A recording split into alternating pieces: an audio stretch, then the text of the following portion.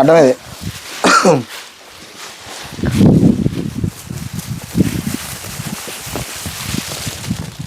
ఈరోజు తారీఖు 28వ తారీఖు ఫిబ్రవరి నెల 2026. మృదా క్రాప్ సైన్స్ వారి భైరవ బీనేను మన రైతు గారు వెంకటరామయ్య గారు కాయల దగ్గర ఉన్నామండి. మనం గతంలో ఆ తోట ఒక 3000 మందికి ఫీల్డ్ చూపించడం జరిగింది. కటింగ్ జరిగే రోజు కూడా చూసాం. 18వ తారీఖు కటింగ్ జరిగింది. అంటే 10 రోజులకి కాయ అనేది అమ్మడం జరిగింది. ఏ రేటుకి అమ్మారండి?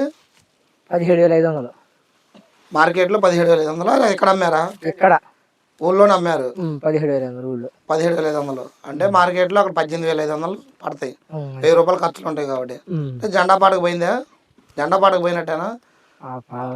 రేటు మంచి రేటేనా? రేటు మంచి రేటే. ఎంత అయిద్దండి? ఎన్ని కింటాలు అయితే అనుకున్నారు? చూస్తూనే ఉన్నారు, మీరే చూడండి. రైతు అనుభవం ఉంటుంది కదా. కింటాలంటే ఒక 25 కింటాలు, 25 కింటాలు అయితే అనుకుంటున్నాను. ఫీల్డ్ చూసిన రైతులందరూ ఏం చెప్పారు?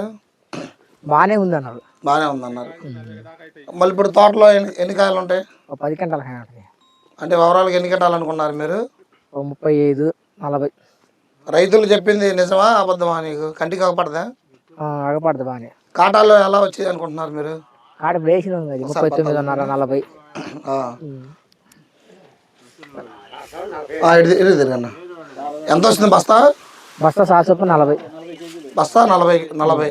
సరే చూద్దాం ఒకసారి. మళ్ళీ బస్తాలు కూడా ఎన్ని బస్తాలు అయితే ఎన్ని గంటలు అయితే కాటా కూడా మనకి ఈ కాటా కూడా అయిపోద్ది, పట్టి పెట్టడం జరిగిద్దండి. మన రైతు గారు ఒకసారి మనకి డౌట్ వచ్చి కాయ అనేది విత్తనాలు ఒలిచి చూశాడు. ఎన్ని గింజలు ఉన్నాయి అన్ని కాయలు? దాంట్లో 85, 90, 100 దాకా ఉన్నాయి. 85, 90, 100 దాకా ఉన్నాయి. అంటే వెయిట్లెస్ ఇది. అది ఇలా అర్థం అయిపోద్దిగా, ఇలా అర్థం అయిపోద్ది ఎంత వచ్చేది. కాసేపు ఒక గంటలో అయిపోద్ది. ఒక గంటలో అయిపోద్ది. మన రైతు గారు ఒక 25 క్వింటాలు అన్నారండి. పచ్చికాయ ఎన్ని వచ్చింది? పచ్చికాయ 73 క్వింటాలు లాగా. 73 క్వింటాలు. మా ఆలోచన 28 క్వింటాలు అయితే అనుకున్నాం. నువ్వు 25 అన్నావు కాబట్టి చూద్దాం, ఒక గంటలో చూద్దాం ఎన్ని బస్తాలు వచ్చింది ఎంత అనేది. థ్యాంక్ యూ అండి.